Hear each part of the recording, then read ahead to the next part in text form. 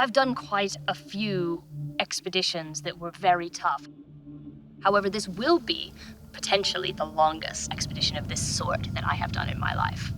Also, of course, there's the added challenge of being in grizzly bear country.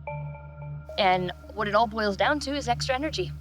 It's building 2 shelters, moving equipment, food, supplies up and down trees. What I want to accomplish while I'm there is to feel like I'm actually living well, not just surviving. All right, so these are my 10 items that I'm bringing with me to the field. I felt that these items would be the ones that would help me live for as long as possible in this environment. I've got over here, I've got my sleeping bag.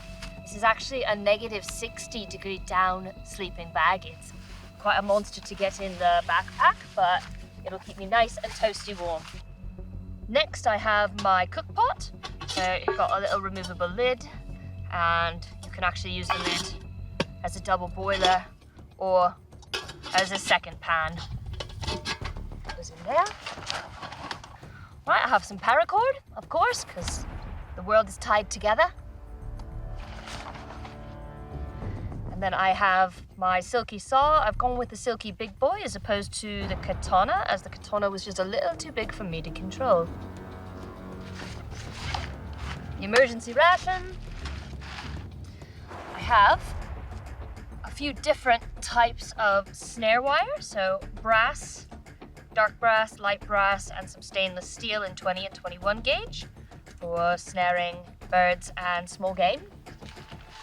I have a couple of different tests of fishing line, a baggie of assorted hooks, a ferro rod and striker, and then of course I have my knife.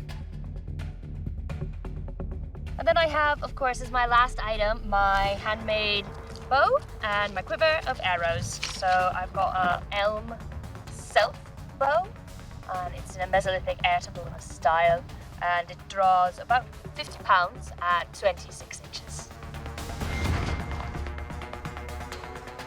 So those are my 10 items, and I hope I've chosen the right ones to allow me to stay out here for as long as I can.